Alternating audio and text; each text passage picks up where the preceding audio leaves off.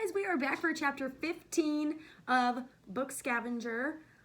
We left last chapter on a cliffhanger, and I did not read ahead. Sometimes I read ahead to myself, but I didn't read ahead this time because I wanted to be surprised about Bayside Press. I'm hoping we go there in chapter 15 because that sounds really exciting. All right, here we go. Chapter 15. After dropping their school stuff off at their apartments, grabbing snacks, and getting permission to go downtown, Emily and James found themselves riding the bus to the financial district. They walked from the bus stop to the Bayside Press building. The rattle of streetcars, honking horns, and the bustle of people made this part of San Francisco so much noisier than where Emily and James lived. When they turned into the narrow courtyard outside the main entrance of Bayside Press, all those city noises seemed to hush. Emily held up a hand to stop James from walking further. "This is like sacred book scavenger territory," Emily said. "Let me absorb this for a minute." She took in the gleaming tower of an office building, the blue sky reflected off its sides. The surrounding buildings were dull and serious in comparison. "Okay, I'm good," she said, and they pulled open the glass doors to enter Bayside Press. The ground level lobby was an open space with gray walls, stone floors, and a uniformed security guard standing behind the desk. "Hi," Emily said when they approached the security guard. "We'd like to speak with someone at Bayside Press." "All right," the man said. "Who are you here to see?" Emily and James looked at each other. "We're here to see Joe," James said hopefully. The man looked over his glasses at them. "Joe," he said. James nodded confidently. Emily wasn't sure about Joe, but she marveled at how quickly James committed to his story.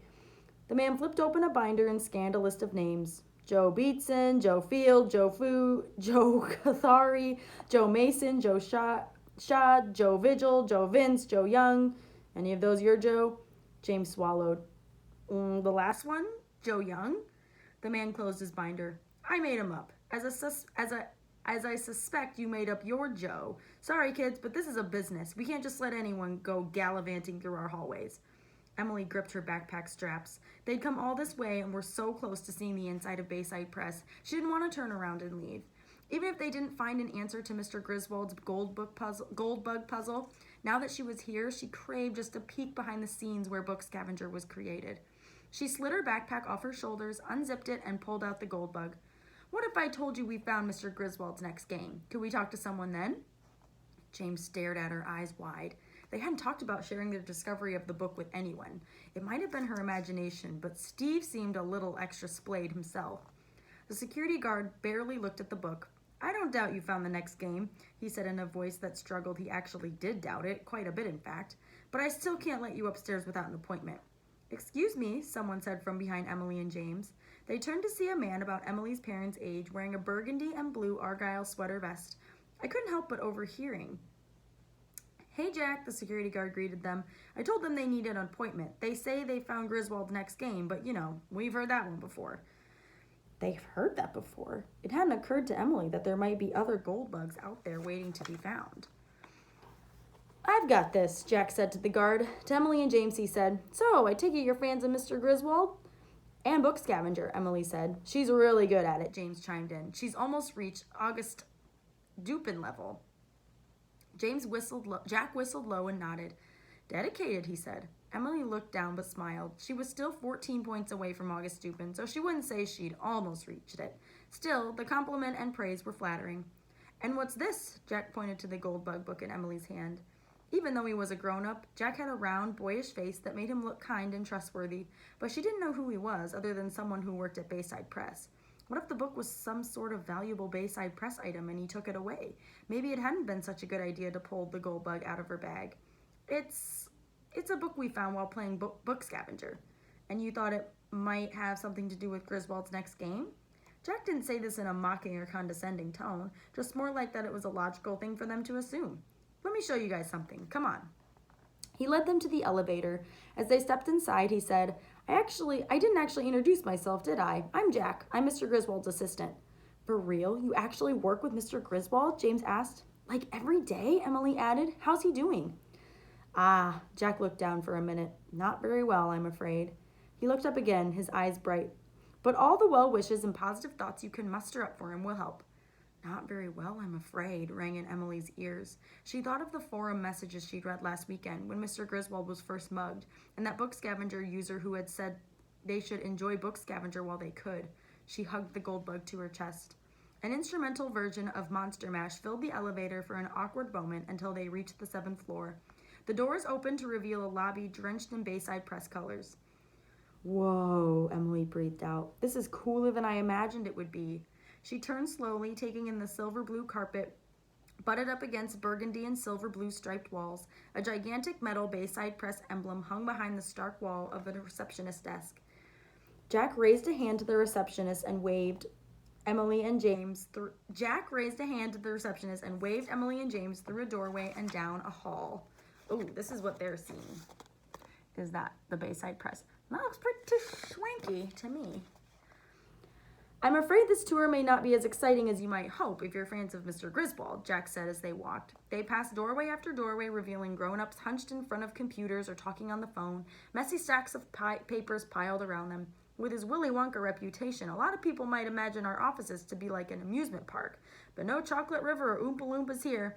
There are signs of his whimsy, of course.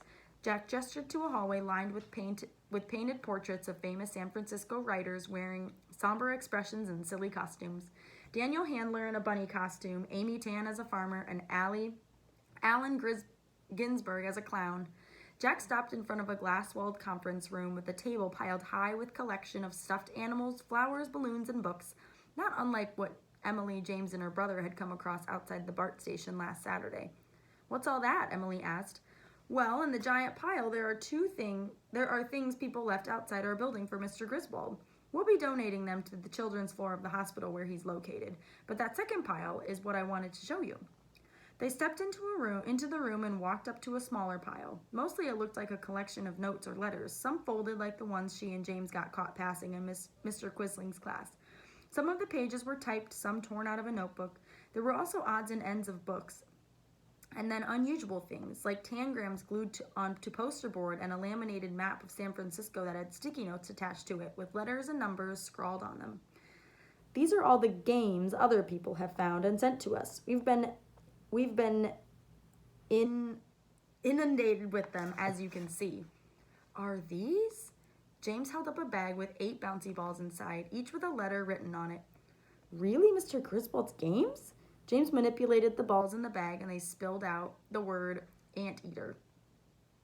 I doubt it, Jack said. I can't say definitively, of course. Only Mr. Griswold could, and he can't do that right now. But I do know a couple of absolutes about Mr. Griswold. One, his games are rarely simple. That world's largest bingo game he staged at the Giant Stadium, a logistical nightmare to pull off. Nightmare. Jack tugged at the wavy hair that flopped on his forehead, like even the memory was stressful. And 2, he is highly secretive about his games. He'll keep his plans to himself until he can't go any further on his own. And even then, he often enlists help without people realizing what they're helping with. As for this rumored latest game, nobody knew what he was planning. I work with him closer than anyone, and I don't have the slightest clue. They studied all the papers and odds and ends. Jane picked up a worn paperback that had been front side down. The Maltese Falcon by Dashiell Hammett, he read aloud. I don't know any of these authors' names. I apologize. Oh, my parents gave me that, Emily said. Jack nodded. One of San Francisco's most notable writers. Why are people sending these? Emily asked. Jack took a moment before he replied, Books and games are how people feel close to Mr. Griswold. That's what connects them to him. They want his next game to exist, and so they find it in the unlikeliest of places.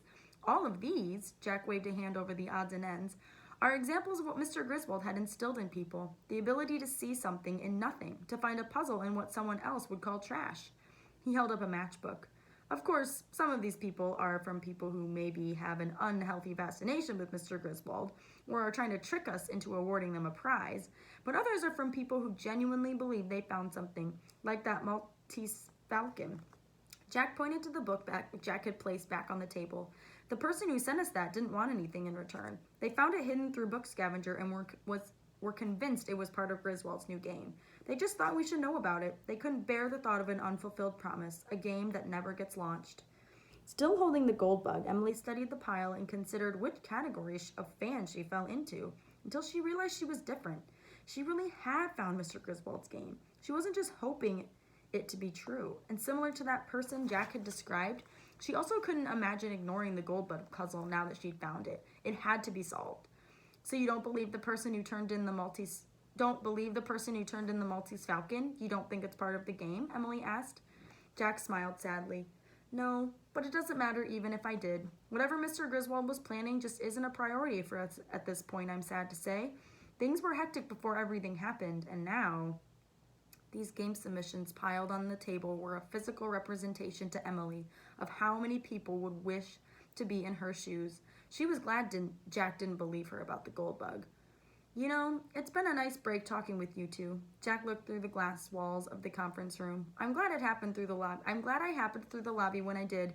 You two are the epitome of the types of readers Mr. Griswold was most hopeful about reaching. Young, enthusiastic, dedicated. In fact... Oh, what the hey, he said as if he settled on an internal debate. I've got something else to show you. If Mr. Griswold were here, he'd show you this himself. That is the end of chapter 15.